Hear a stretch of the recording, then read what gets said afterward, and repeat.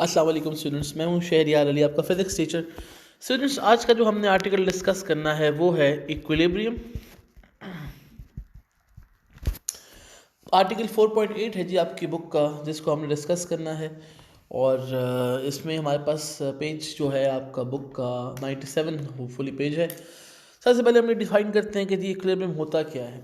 वैसे हम generally speaking अगर हम इक्विलिब्रियम की बात करें तो हम ये समझते हैं कि जो ऑब्जेक्ट बैलेंस्ड है, जो ऑब्जेक्ट जो है वो एक जगह पे रुका हुआ है, जो है अपनी जगह पे स्टैटिक है, इसको हम इक्विलिब्रियम मानते हैं। लेकिन आज हम ये पढ़ेंगे कि लाजमी नहीं होता कि इक्विलिब्रियम में सिर्फ ऑब्जेक्ट रुका ही होता है, रेस्ट पे ही होता है, बल्कि एक ऑब्जेक्ट जो है वो मूव भी अगर कर रहा हो तो वो भी इक्विलिब्रियम में हो सकता है। तो इसके लिए आज का हम लेक्चर स्टार्ट करते हैं। सबसे पहले हम डिफाइन करते हैं कि इक्विलिब्रियम होगा क्या। लेकिन इसको डिफाइन करने से पहले, ताकि आपकी अंडरस्टैंडिंग इजीली डेवलप हो सके, तो याद रखें कि आपके सामने मुख्तलिफ चीज़ें हैं इस वक्त जिनको आप इक्विलिब्रियम में कह सकते हैं वो हैं। अगर आप अपने छत के ऊपर देखें तो एक सीलिंग फ़ैन लगा हुआ है, वो फ़ैन इक्विलिब्रियम में है।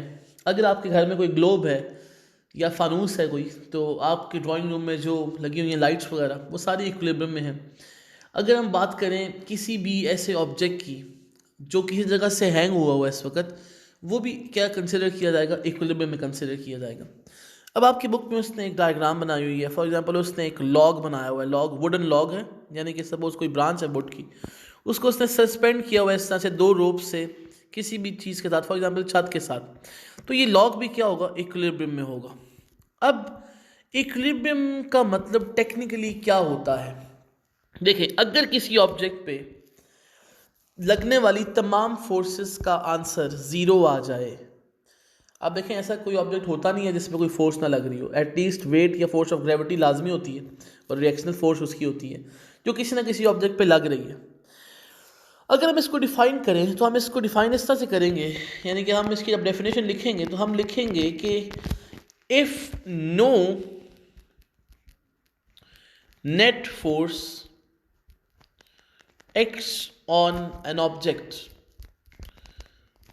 जिसका दूसरे लफ्ज़ों में मतलब ये है, और if the sum of all forces of an object,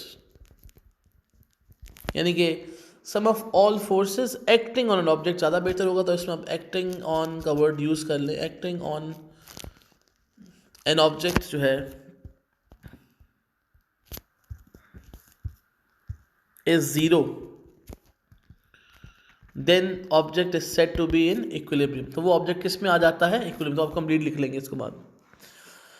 तो याद रखिए कि इक्विलिब्रियम में सबसे मेन कंडीशन क्या है कि अगर कोई ऑब्जेक्ट इक्विलिब्रियम में है, इसका मतलब है कि उस पर लगने वाली तमाम फोर्सेस का आंसर ज़ीरो है। यानी कि अब आप इमेजिन करें जो फ़ैन है ऊपर लगा हुआ, तो मैं इसको यहाँ पे सपोज एक छोटा सा फ़ैन ड्रॉ कर देता हूँ। इसका वेट कहाँ पे एक्ट कर रहा होगा, इसका वेट एक्ट कर रहा होगा डाउनवर्ड, और जो सपोर्टिंग रॉड है उसकी वजह से उसके ऊपर क्या लग रही होगी, फिर रिएक्शनल फोर्स। मतलब ये किस तरह होगा, हमारे पास थर्ड लॉ के मुताबिक ये इनकंसिस्टेंट है कि एक वेट ऑफ द ऑब्जेक्ट है जो कि डाउनवर्ड एक्ट कर रहा है, तो रिएक्शनल फोर्स कहाँ लगेगी, फिर अपवर्ड अलोंग द रॉड जिसने इसको फैन को होल्ड किया हुआ है। तो कहने का मतलब है कि एक्शन और रिएक्शन दोनों का जो सम है, नेट इफेक्ट है, ये ज़ीरो हो जाएगा, बिकॉज ये दोनों मैग्नीट्यूड में क्या होते हैं, इक्वल, और डायरेक्शन में क्या होते हैं फिर ये ऑपोजिट। तो अगर ये डायरेक्शन में ऑपोजिट हैं और मैग्नीट्यूड में इक्वल है तो इनका नेट इफेक्ट जीरो तो आना चाहिए। इसलिए याद रखिए कि ये ऑब्जेक्ट अगर ऐसा है कि इस पर लगने वाली तमाम फोर्सेस का आंसर ज़ीरो है, तो हमारे पास वो ऑब्जेक्ट इक्विलिब्रियम में होगा। यानी कि पॉइंट समझने का ये है कि फोर्सेस लग सकती हैं एक ऑब्जेक्ट पे, लेकिन उनका नेट इफेक्ट ज़ीरो होना चाहिए। ये नहीं कि हमने कहा, ये नहीं है कि हमने ये कहा है कि नेट फोर्स का आंसर ज़ीरो है। वी हैवंट सेड दिस कि all the forces should be zero. Forces लगेंगी लेकिन उनका जो नेट इफेक्ट होगा वो क्या कंसिडर किया जाएगा, ज़ीरो कंसिडर किया जाएगा। तो इक्विलिब्रियम में जो ऑब्जेक्ट आता है उस पर फोर्सेस लग रही होती हैं लेकिन उनका इफेक्ट कंबाइन होके वो क्या होता है, ज़ीरो न्यूटन होता है।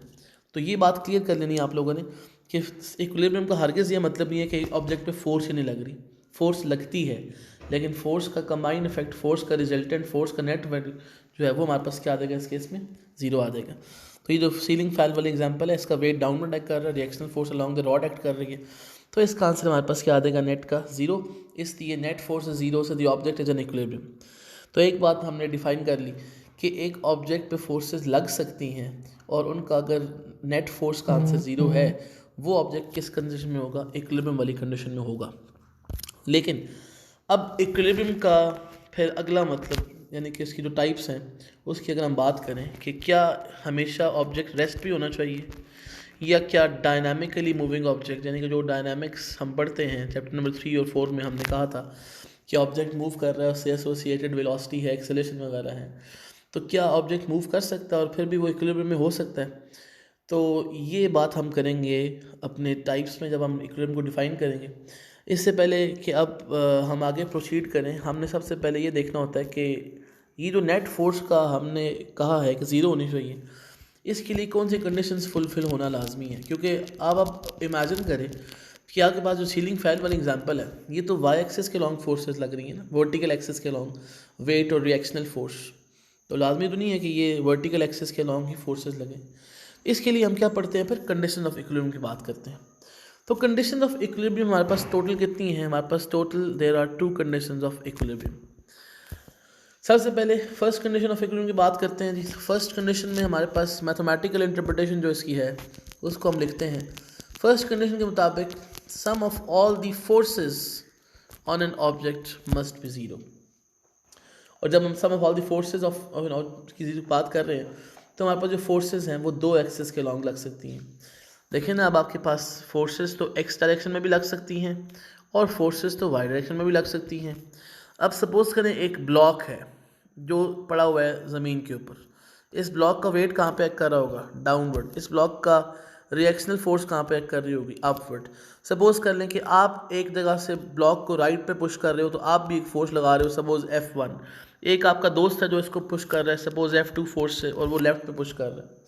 अगर आप जो फोर्स लगा रहे हैं और आपका फोर्स जो दोस्त लगा रहा है फोर्स, अगर वो मैग्नीट्यूड में बराबर है, डायरेक्शन में ऑपोजिट है, सपोज़ आपने 10 न्यूटन लगाई राइट साइड पे, आपके दोस्त ने फोर्स लगाई 10 न्यूटन लेफ्ट साइड पे, तो अगर आपसे कहा जाए कि इनका रिजल्टेंट क्या होगा, पहली बात, इनका रिजल्टेंट होगा किस डायरेक्शन में, एक Fx पॉजिटिव कंसिडर किया जाएगा, F1 जो है ये पॉजिटिव होगा और F2 को आप नेगेटिव कंसिडर करोगे। ये बिल्कुल वही बात है कि अगर अपवर्ड फोर्सेस को आप पॉजिटिव कंसिडर करते हो तो डाउनवर्ड फोर्सेस को क्या कंसिडर करना पड़ेगा, नेगेटिव कंसिडर करना पड़ेगा। तो अगर एक पॉइंट से राइट पे फोर्स लग रही है उसको पॉजिटिव कंसिडर करना है हमने, तो फिर लेफ्ट साइड वाली फोर्सेस को क्या करना पड़ेगा, फिर नेगेटिव करना पड़ेगा। तो हमारे पास इस तरह से एक ऑब्जेक्ट जो है, अगर वो under the action of several forces है और इन तमाम फोर्सेस का आंसर अगर 0 आए, तब हम कहेंगे कि ऑब्जेक्ट के ऊपर जो नेट फोर्स लग रही है उसका आंसर 0 है। तो हम हमारे पास फिर कंडीशन के मुताबिक जब हम कंडीशन लिखते हैं तो हम इसको थोड़ा सा एलोबरेट करते होते हैं कि जो summation of f is equal to 0 है, इसके 2 मतलब हैं। चूँकि हम 2 डायमेंशनल सिस्टम्स की बात कर रहे हैं, 2 डायमेंशंस में, फॉर एग्जांपल हम एक्स वाई सिस्टम की बात कर रहे होते हैं हमेशा, हम यहाँ तक कि अपने आप को कन्फाइन रखेंगे। अब एक ब्लॉक पे जो फोर्स लग रही थी ना, वो एक्स डायरेक्शन में भी थी और वाई डायरेक्शन में भी थी। अब सपोज़ कर लें कि मैं इनको यहाँ पे नाम दे देता हूँ, ये वही ब्लॉक है, मैंने एक को F1x कह दिया, सपोज़ एक फोर्स को मैंने F2x कह दिया, एक को मैंने सपोज़ F1y कह दिया और एक को F2y कह दिया। तो मैं जिस मर्जी को F1y कह दूँ, जिस मर्जी को मैं F2y कह दूँ, ये मर्जी पे डिपेंड करता है। अलबत्ता साइन अपनी मर्जी का नहीं होगा, साइन जो है वो कन्वेंशन नहीं होगा। तो हमारे पास ये सारी चीज़ें हमने बना दी। अब अगर summation of all the forces acting along the x direction is 0 या summation of all the forces acting along the y direction is 0, तो हम कहेंगे ये ऑब्जेक्ट किस में है, इक्विलिब्रियम वाली कंडीशन में है। अब summation of all the forces along the F x 0 होने का क्या मतलब है, डायग्राम के मुताबिक F1x plus F2x this should be 0।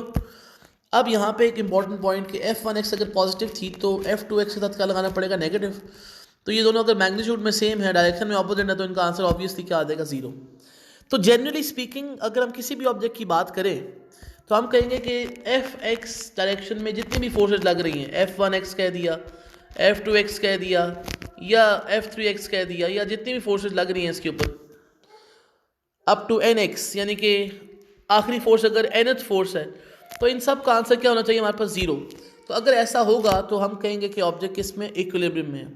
Similarly अगर हम summation of f y is equal to 0 की बात कर रहे हैं तो f1y plus f2y plus up to nth force जो लग रही है इसके ऊपर, nth फोर्स का मतलब सिर्फ ये है अगर 4 फोर्सेस लग रही हैं तो n की वैल्यू 1 से स्टार्ट होगी 4 तक जाएगी, ठीक है।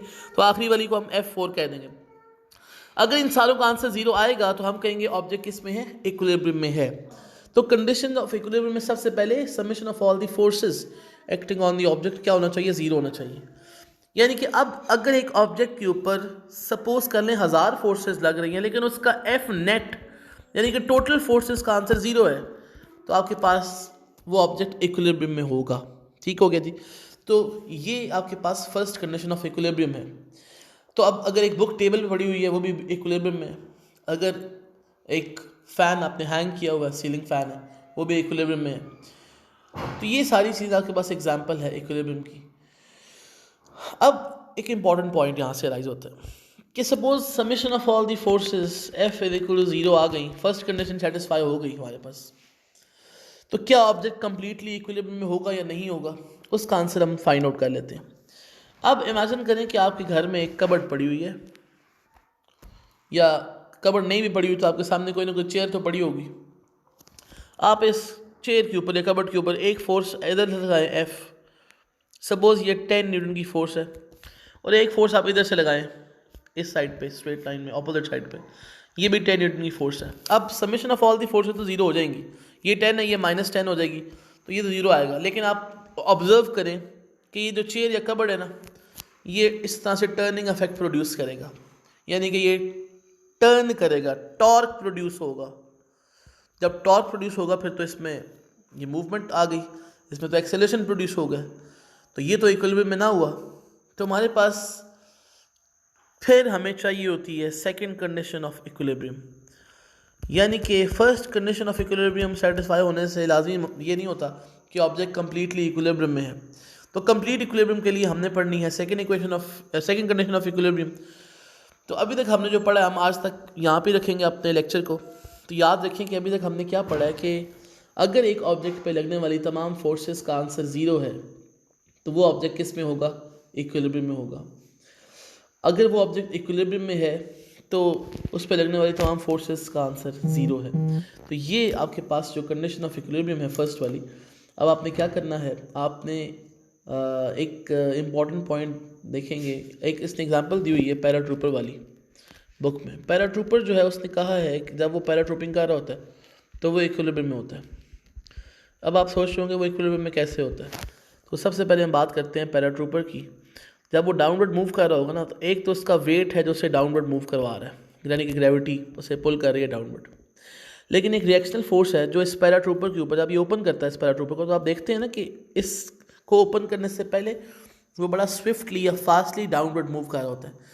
वो जैसे ही पैराशूट को ओपन करता है तो पैराशूट ओपन करने के बाद वो एक यूनिफॉर्म वेलोसिटी से मूव करना शुरू कर देता है। उसकी एक रीज़न है, इसका जो वेट डाउनवर्ड एक्ट कर रहा होता है, इसको बैलेंस करने के लिए एक अपवर्ड फोर्स लगना शुरू होती है पैराट्रूपर के ऊपर भी। और चूंकि सिस्टम में सिर्फ पैराट्रूपर नहीं है, उसके ऊपर पैराशूट भी है, तो पैराशूट का वो जो वाइड एरिया होता है उस पर एयर जाके स्ट्राइक कर रही होती है। कहने का मतलब एक रिएक्शनल फोर्स जनरेट होती है, और वो जो रिएक्शनल फोर्स है वो अगेंस्ट द वेट है, वो इक्वल इन मैग्नीट्यूड होगी, डायरेक्शन में वो अपोजिट है। इस सिस्टम का यानी कि पैराट्रूपर, जिसमें पैराशूट भी है और पैराट्रूपर भी है, ये सिस्टम किस में होगा, इक्विलिब्रियम में। तो अब लगने वाली तमाम फोर्सेस का आंसर तो 0 हो गया, लेकिन ऑब्जेक्ट जब मूव कर रहा है F is equal to ma का आंसर हो जाएगा 0। लेकिन आपको नज़र आ रहा होता है कि वो तो मूव कर रहा होता है डाउनवर्ड, तो वो यूनिफॉर्म वेलोसिटी के साथ मूव कर रहा होता है, उसकी वेलोसिटी में चेंज नहीं आ रहा होता। वेलोसिटी में चेंज क्यों नहीं आता, क्योंकि sum of all the forces 0 हो गई। F is equal to ma is equal to 0 हो गया। इस इक्वेशन से या तो मास ऑफ द ऑब्जेक्ट 0 होगा, सिस्टम का मास 0 होगा, या एक्सेलरेशन 0 होगा। अब जाहिर सी बात है मास तो 0 हो नहीं सकता उस सिस्टम का, तो क्या चीज़ 0 हो गई, एक्सेलरेशन। तो याद रखें बच्चों, एक इंपॉर्टेंट पॉइंट मैं आपको बताने वाला हूँ। इक्विलिब्रियम का मतलब ये है कि एक ऑब्जेक्ट में सिर्फ एक्सेलरेशन 0 होना चाहिए, वो एक्सेलरेशन किसी भी फॉर्म में हो, एक्सेलरेशन बस 0 होना चाहिए उसका। इसका मतलब है कि अगर एक गाड़ी यूनिफॉर्म वेलोसिटी से मूव कर रही है तो उसकी एक्सेलरेशन की वैल्यू 0 होगी, यूनिफॉर्मली मूविंग करने का मतलब है कि उसकी वेलोसिटी में चेंज नहीं आ रहा, कांस्टेंट वेलोसिटी है, तो उसका एक्सेलरेशन क्या होगा, ज़ीरो। तो वो ऑब्जेक्ट भी इक्विलिब्रियम में होगा, लेकिन वो इक्विलिब्रियम क्या कहलाएगा, डायनामिक इक्विलिब्रियम कहलाएगा।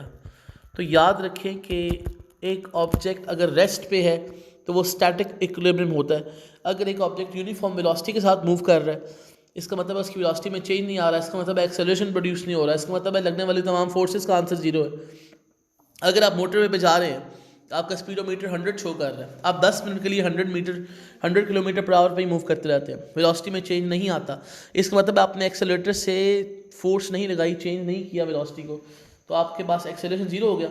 अगर एक्सेलरेशन जीरो है तो इसका मतलब है ऑब्जेक्ट में वेलोसिटी में चेंज नहीं आ रहा, ऑब्जेक्ट की फोर्सेस उस पर जो लग रही है वो जीरो होगी, तो वो ऑब्जेक्ट किस में होगा, इक्विलिब्रियम में। तो इस पर्टिकुलर केस को हम फिर डायनामिक इक्विलिब्रियम बोलेंगे। जो टेबल पे चीज़ें पड़ी हुई हैं इस वक्त आपके सामने, वो रेस्ट पे हैं, तो वो स्टैटिक इक्विलिब्रियम में। तो ये आपके पास बच्चों आज का लेक्चर है। अब आपने करना ये है कि आपने अपने पेजेस को ओपन कर लेना है और बाकी जो 15 मिनट आपके पास हैं, पेज नंबर 97 पे आप देखिएगा, जो आपका टॉपिक गिवन है इसको पढ़ें, इसको लिखें। कोई मसला अगर है तो आप मुझसे व्हाट्सएप पे पूछ सकते हैं। Thank you very much. कल क्लास में मुलाकात होगी। अल्लाह हाफ़िज़।